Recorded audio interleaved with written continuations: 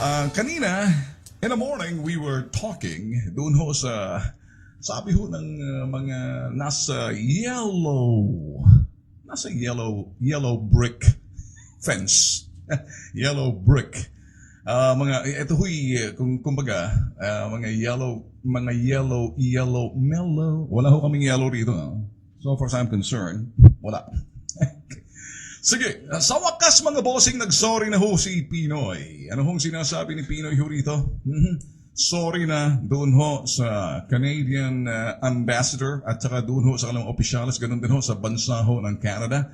Sa pagpugot ho ng ulo ng Abu Sayyaf na inaako ho na gusto ho ipalabas ng Philippine Daily Inquirer. Ito ho yung yellow journalism.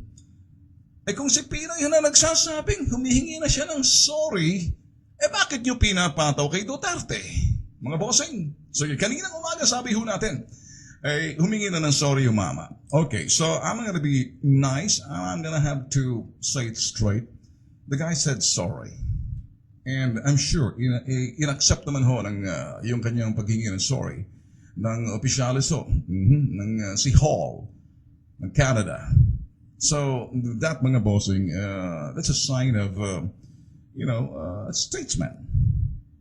Huwag na ho nating upakan si Pinoy ngayon kasi kaninang umaga, wala naman ho tayong inupa kay Pinoy. Naglalaro lang ho tayo. Pero dito ho ngayon, nagpapakita lamang na President Benigno S. Aquino is now taking responsibility. He's now taking into that situation na he is accountable kasi siya pa ho yung nakaupong presidente. Hindi ho si Digong.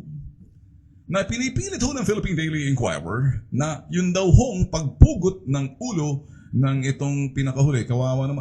We're not in the business of, making fun dito sa pagpugot ng ulo ng Canadian sabihin citizens sa bansa ho natin. We're not making fun of it. We're making fun doon sa ginawa ng Philippine Daily Inquirer na dinidikit ho na kay Duterte raw ho yun. Kung titingnan, kami naman ho, again, with due respect, not making fun of yung victims and families na dito ho sa Pilipinas, dun sa napugutan ng ulong Canadian citizen, hindi ho para kay Digong yun.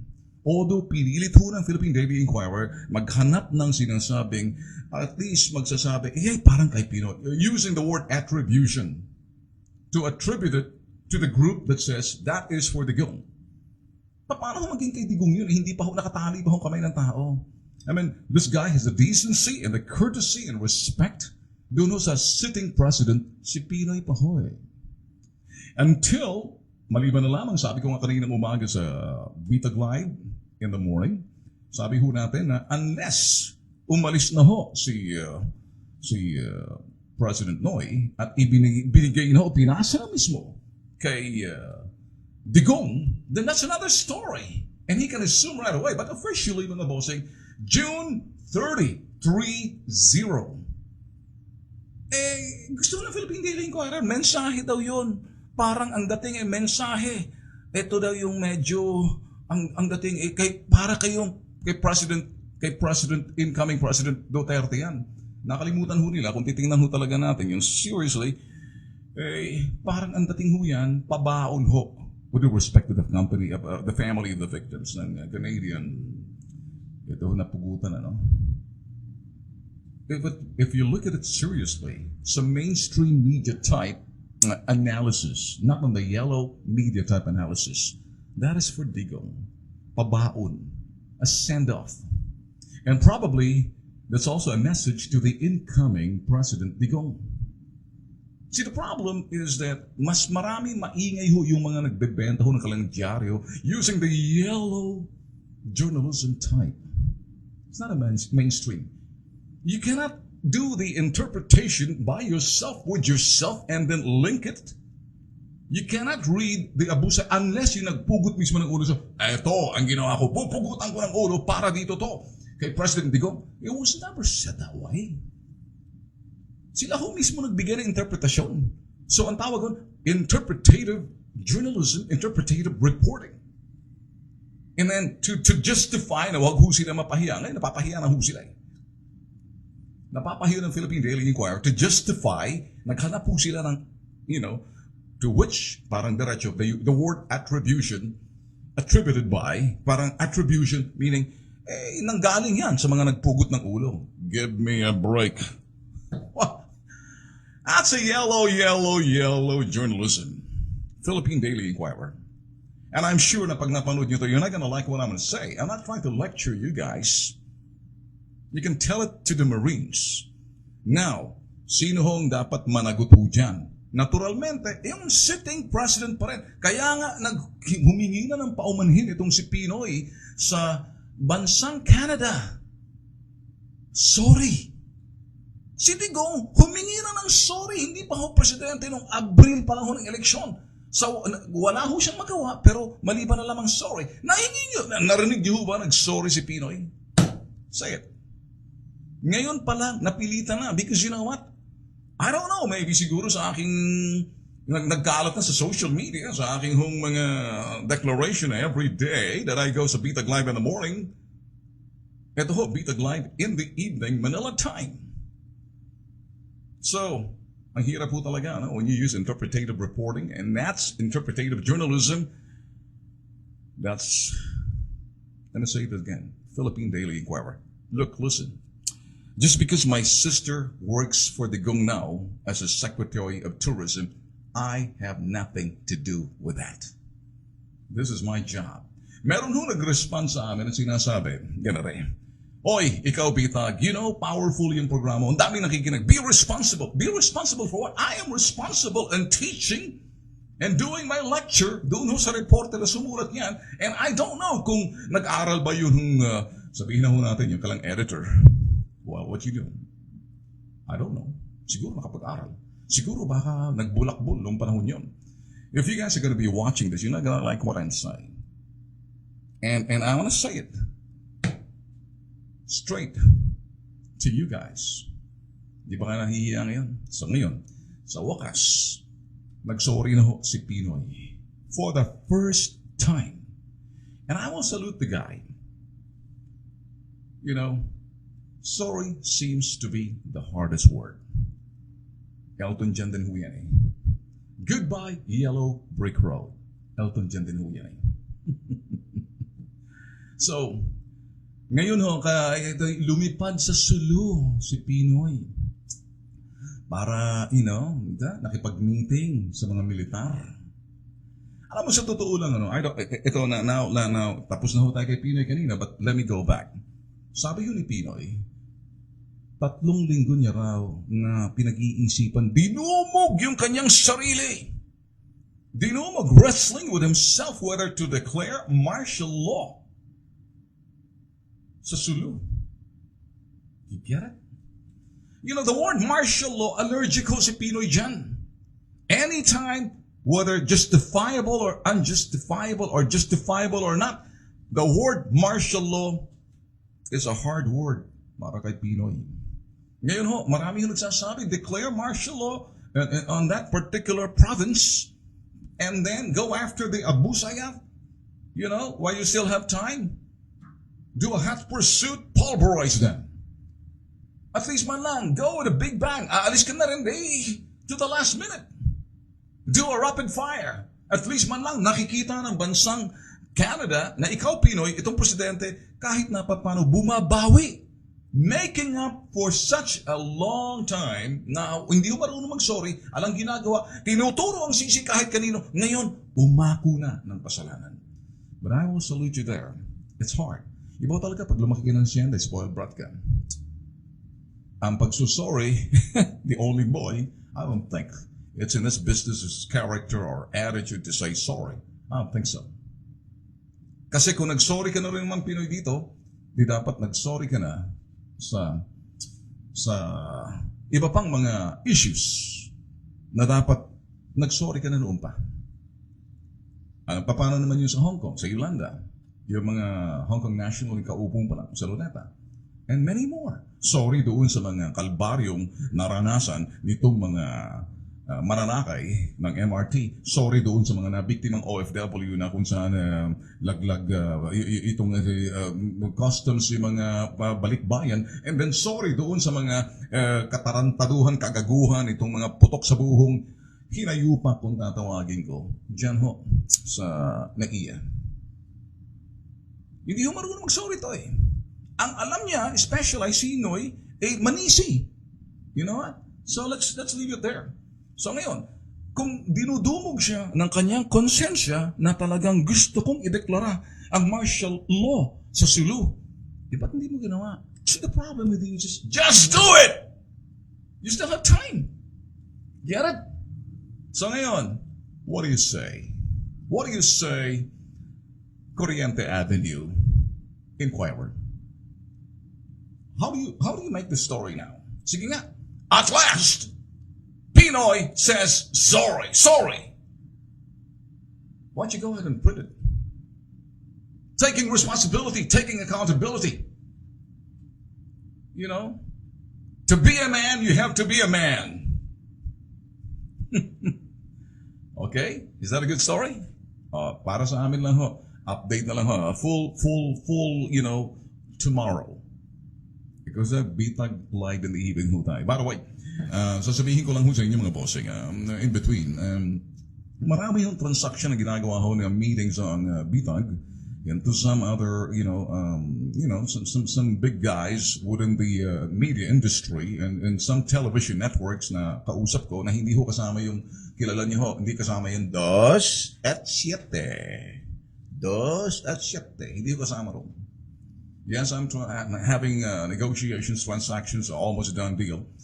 And some other networks for radio that basically we're studying everything and preparing dun sa gagawin ho namin. Marami pa ho kayo mapapanood. And this is just a live stream. And you will also see it a live stream, public service program, and some other stuff na gagawin ho namin. It's production ho ng BMUI. BMUI, as again, I say, ito ho yung company ho. It's a corporation for BITAG.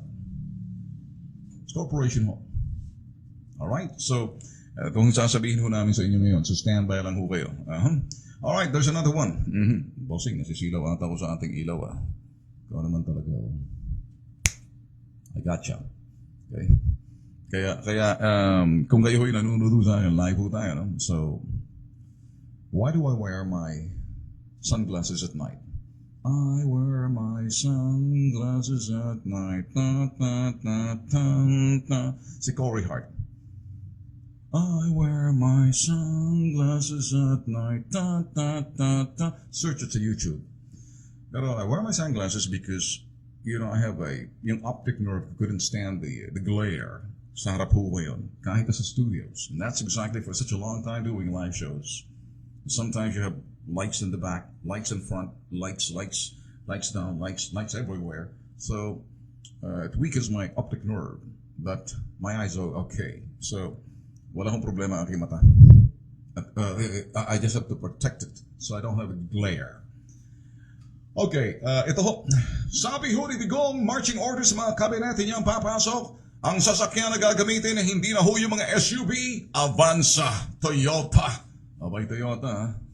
Commercial na kayo sa akin. Show me the money. Nabiro lang. Pero austerity type management, pagtitipid ho, pag walang keme-keme, walang business class, pag sila'y magta-travel, economy class.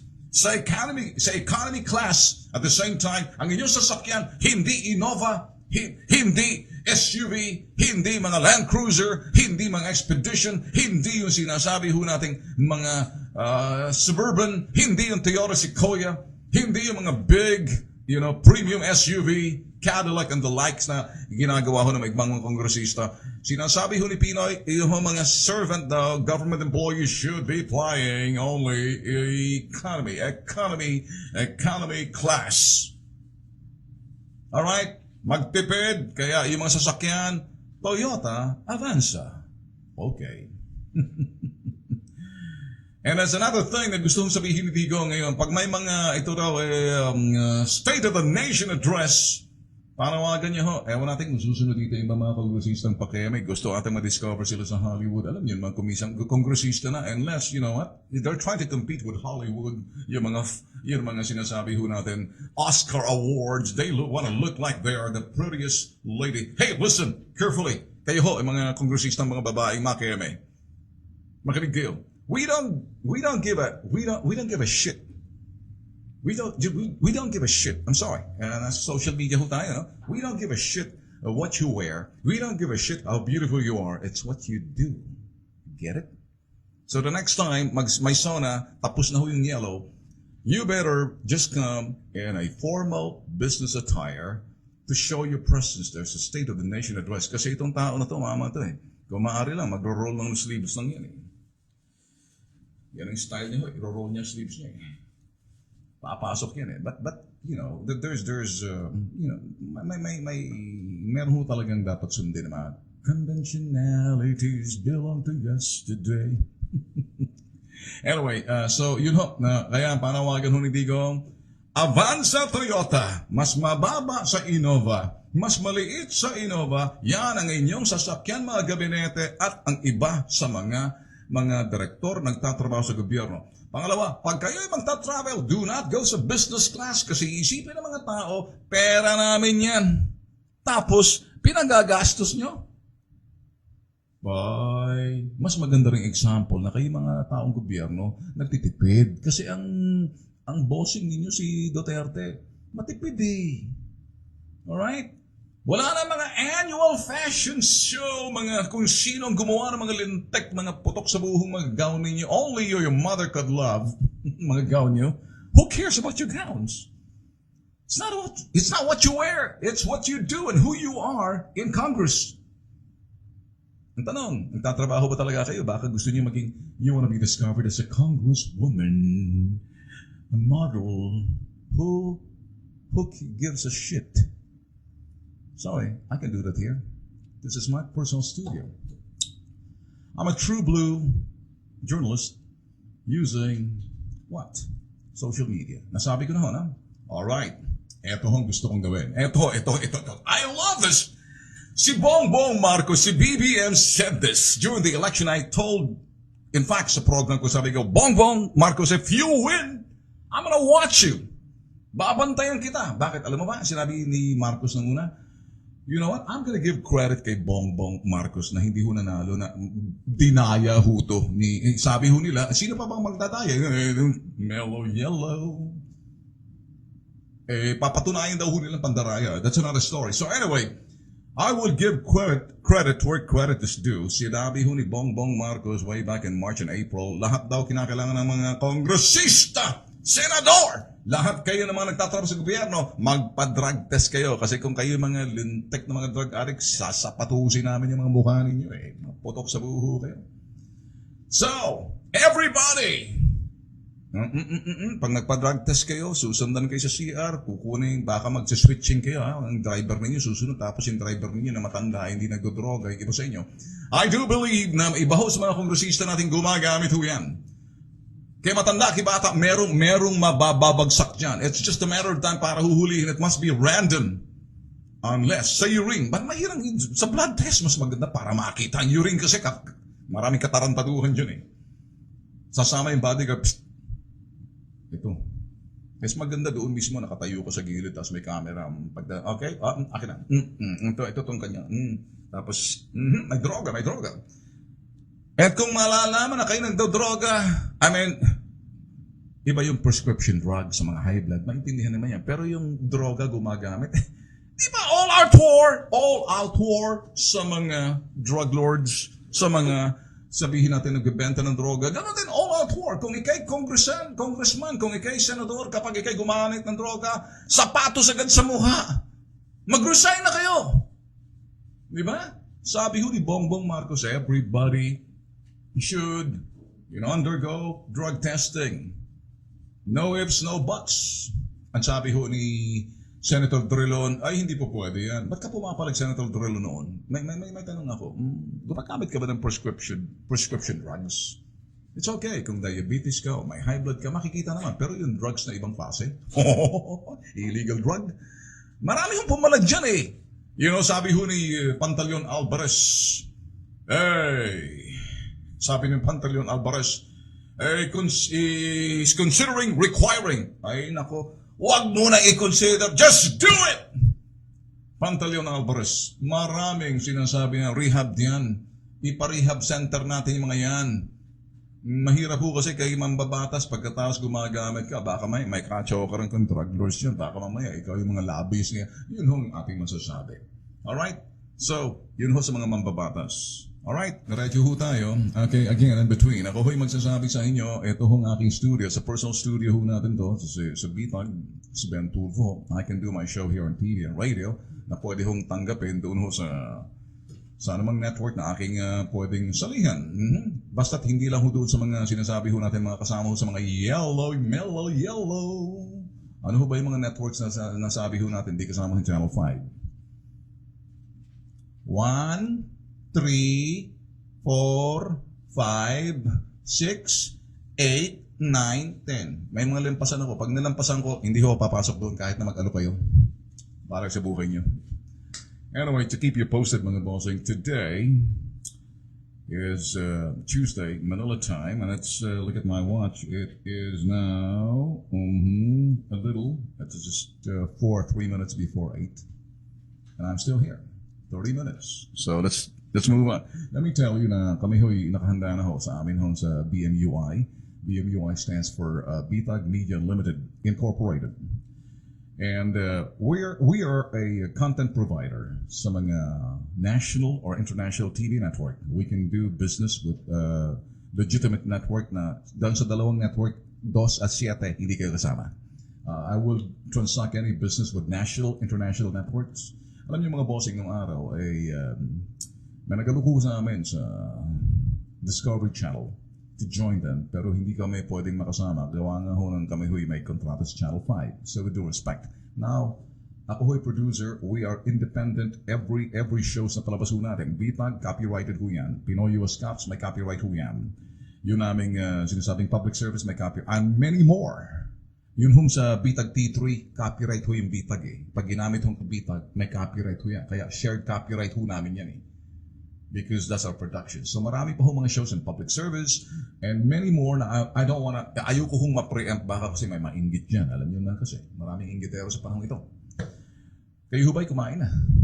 Kasi kung hindi, can you just let me drink some it's you, me, and green tea in the evening. Have you eaten your breakfast? Kanina ba? Ako naman, dinner, hindi pa. Mukhang kumakala ng sikmura ko.